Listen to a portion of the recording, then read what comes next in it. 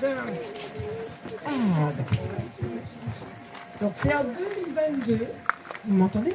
Oui. C'est en 2022 que ce jardin a démarré grâce à l'initiative et la rencontre entre Françoise, Louis et Jeanne. Qui doit être là, hein, Jeanne. Et bien après Jocelyne, elle rejoint le projet très vite. Et donc ce projet, c'était de transformer ce lieu qui était en friche. Vous pouvez consulter le document. Il est là, Françoise? Derrière Françoise, il y a un document vraiment qui décrit tout l'historique du lieu, comment c'était avant, les photos, etc. Et donc, c'était un lieu en friche et leur projet, c'était de le transformer en un jardin partagé et en permaculture. Voilà. Donc, c'est-à-dire un lieu convivial. Un lieu convivial où on a une bonne entente entre nous. Voilà, ça c'est une chose importante. Et puis un lieu sobre où on essaye d'être plus ou moins autonome dans les légumes. Hein. Mais pas tout à fait, hein, quand même. Voilà. Alors, un lieu résilient aussi. Voilà, donc Jocelyne, elle a rejoint le groupe. Et puis maintenant, actuellement, donc on est 5 jardinières, on n'est pas toutes là. Il y a donc Jocelyne, Marie, Zineb, Marie qui n'est pas là, qui a randonné toute la semaine, et moi. Et Vincent, qui est notre technicien, là, très polyvalent, qui fait tout le goutte à goutte, qui s'occupe des pompes pour pomper l'eau du canal, etc. Tu parleras un peu, Vincent. Mais oui. Voilà. Eh bien, je laisse la parole à Jocelyne. Bonjour messieurs, dames. Alors, je vous lis le texte. Ensemble, nous assurons la gestion et l'entretien des cultures, la préparation des lits, le désherbage, l'aération de la terre, l'utilisation du fumier ou compost, l'emplacement des tuyaux du goutte à goutte fait par Vincent, toujours, et l'étalement de la paille, le broyat, les plantations, les semis de la terre, semis en pleine terre, l'arrosage, récolte, repérage des plantes qui seront gardées en graines, etc., etc. Voilà. C'est un travail de longue haleine, mais avec du résultat. Oui. Alors, oui, ça fait beaucoup de choses. Hein. Alors, une fois par semaine, nous travaillons tout ensemble et puis nous nous régalons autour d'un repas partagé avec des préparations faites, de préférence à base des produits du jardin. Les autres jours, nous nous répartissons la surveillance et l'arrosage d'appoint, en plus de l'arrosage automatique, donc on vous l'a dit, programmé par Vincent. Depuis l'hiver dernier, nous étions en difficulté avec nos semis qui ne poussaient pas bien ou qui se faisaient chaque fois manger par des insectes ou des limaces. Ça, c'est les aléas du jardin. Nous avons ressenti le besoin de conseils provenant d'un jardinier professionnel en permaculture qui pourrait nous aider aussi bien sur la gestion des tâches saisonnières, les dates de semis et de plantation. Parce que quelquefois, ben voilà, on a un peu de retard ou un peu d'avance. Et les récoltes, pareil. La connaissance des besoins de notre terre en fumier, en compost, en paille ou broyat. Donc ça aussi, ça demande des connaissances. Et grâce à Jeanne, nous avons été mis en contact avec Roch, jardinier. Il est où le Roch? Il est là, le voilà, qui va nous parler après de la permaculture. Et donc il supervise notre travail et il nous donne plein de conseils judicieux. Il nous a permis de rattraper notre retard sur les plantations et de corriger nos problèmes de limaces en utilisant du broyat plutôt que de la paille, trop humide cette année. Roch vous parle... Oui, la paille, oui. Roch vous parlera de son métier jardinier et de son métier de coach. L'idée du jardin est que ce soit aussi un lieu de rencontre. Quelques chantiers ont été organisés avec des volontaires pour du désherbage, de la plantation de fruitiers, de la mise en pot de semis pour la serre. Des ateliers sont aussi proposés de temps en temps, en plus petit comité. Ateliers de fabrication de baume en prévision de lactofermentation et des discussions diverses autour d'un thé à l'oriental préparé par Zineb avec des petits gâteaux. Louis et Françoise ont prévu une convention pour mettre à disposition du matériel, des outils, une remorque, une serre, un nouvel abri de jardin, une toilette sèche. Ouais, l'abri de jardin, c'est là où nous sommes, de la terre. En retour, ils demandent à ce que ce lieu et l'esprit du lieu soient respectés. Ensemble, nous prenons conscience de ce respect, de cette relation à la terre, et nous essayons aussi de bien communiquer entre nous, ce qui est un des aspects très importants aussi de la permaculture. Et de faire ensemble, en fait, de jardiner ensemble. Si le cœur vous en dit, venez nous dire bonjour de temps en temps et mettre les mains dans la terre, vous serez les bienvenus. Et parce que nous souhaitons étoffer notre équipe avec tout le travail qu'il y a à faire, ce serait super. Voilà. Je passe la parole à Roch.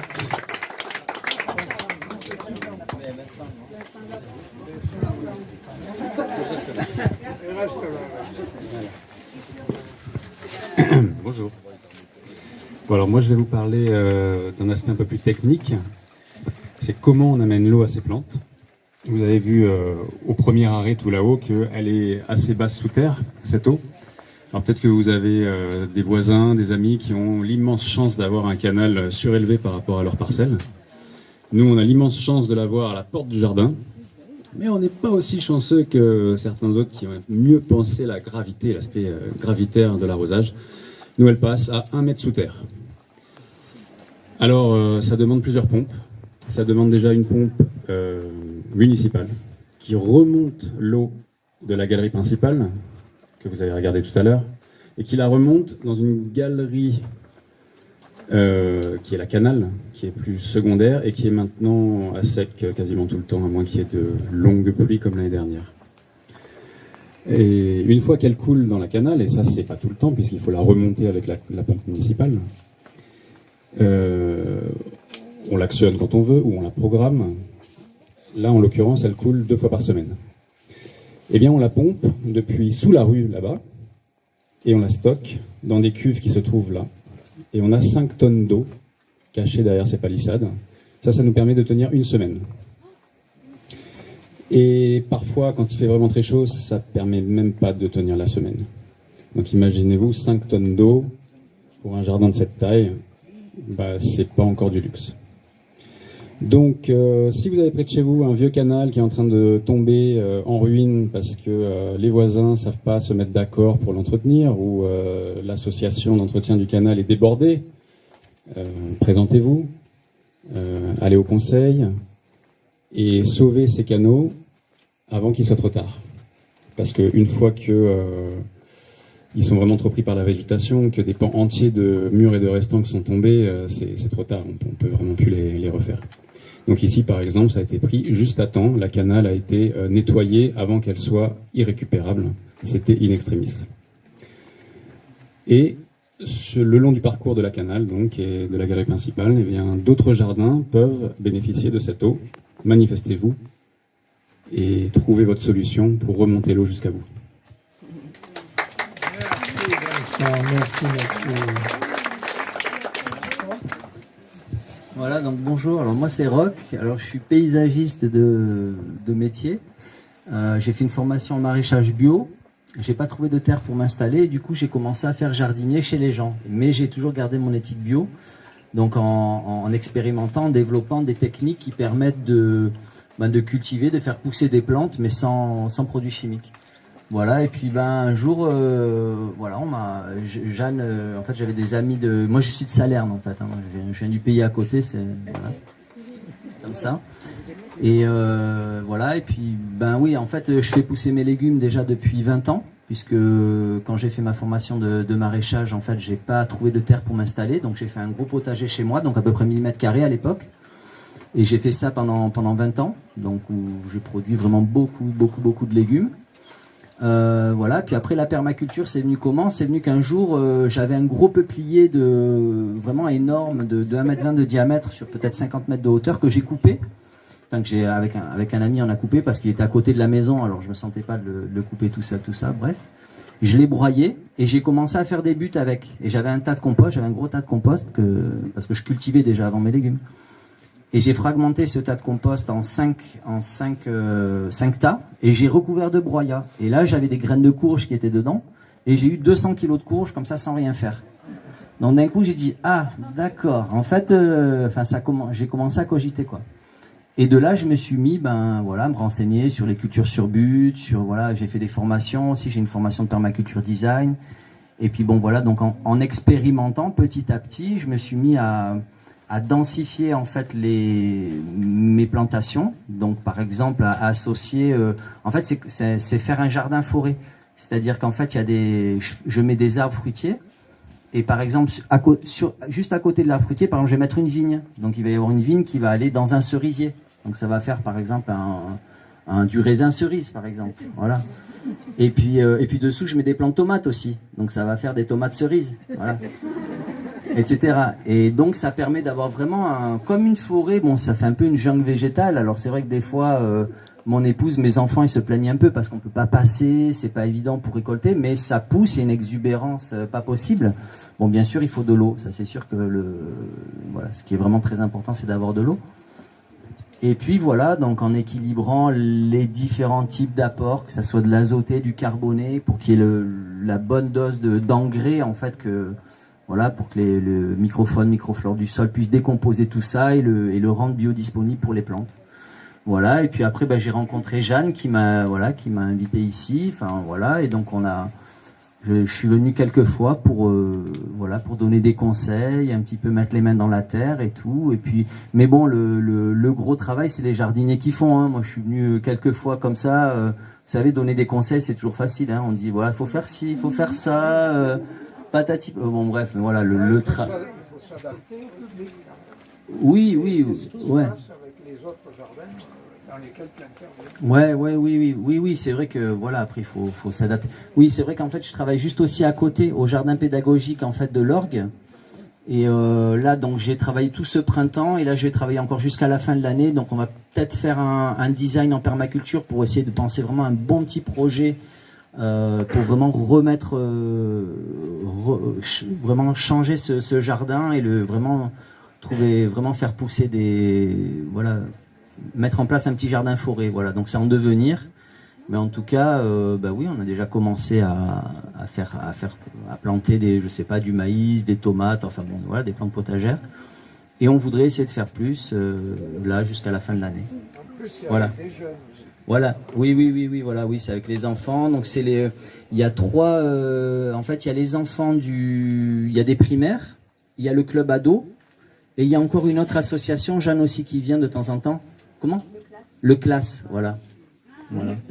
Donc, ouais, c'est super. Là, mercredi dernier, on y était. Donc, d'ailleurs, lui aussi, ils ont fait de la maçonnerie justement pour l'eau, voilà, pour faire venir l'eau dans des bonnes conditions, puisque les cunettes, on appelle ça comme ça, c'est les petits canaux, quoi, les demi-buses, en fait, ils étaient toutes cassées. Et donc, du coup, ils ont refait ça avec des ados, tout ça et tout, qui qui était très énergique et c'était bien, je crois, c'était vraiment bien. 15 heures de l'après-midi. Voilà, en plein cagnard, Louis, la béto, voilà, et tout ça, quoi. Donc, voilà, super, voilà.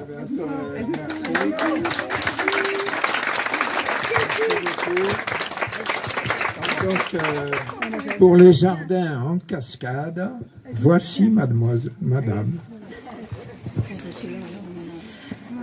Bonjour à toutes et à tous. Je suis Arabelle. Je suis cofondatrice avec mon époux Rémi de la marque de cosmétiques naturels Wawawa. Mais dans un premier temps, j'aimerais exprimer ma reconnaissance envers les membres de Au Fil de l'Orgue, le jardin d'Artémisia et des jardins en cascade pour leur volonté d'agir localement via des actions concrètes. Permettre aux Lorguais et aux Lorguaises de 0 à 100 ans de cultiver un jardin, créer du lien social, respecter la nature et apprendre d'elle. Quel beau programme dans notre monde si rude et si incertain. Et concernant notre entreprise artisanale, nous avons toujours eu pour volonté de travailler un maximum avec des matières premières locales, issues de petits producteurs ou de notre récolte. Alors c'est un plaisir de collaborer avec d'autres travailleurs passionnés, mais c'est surtout une force grâce aux liens forts tissés par les circuits courts. Préserver une alimentation de qualité, une production locale, représente un véritable enjeu à tous les niveaux. Et en tant qu'artisans, nous serons fiers de nous y fournir en ingrédients et de proposer des ateliers dans le domaine des bienfaits des plantes. Merci beaucoup.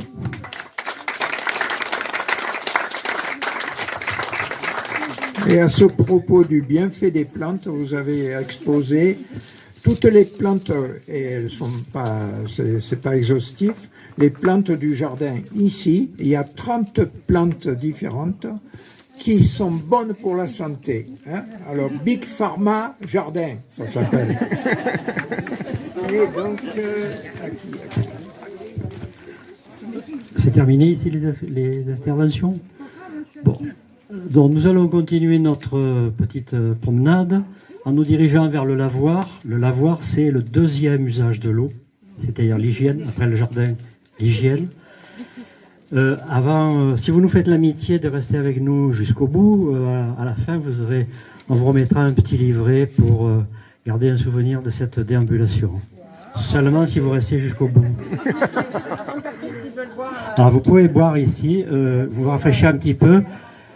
Offert par l'association des jardins d'Artémisia. En tout cas, ce qu'on vient d'entendre, c'est complètement à l'opposé des discours dominants, n'est-ce pas, que l'on a dans les médias de la part de certaines officines qui nous expliquent qu'on ne peut avoir une bonne production qu'en faisant de l'agro-industrie, des pesticides, etc., etc. Le contraire a été prouvé largement.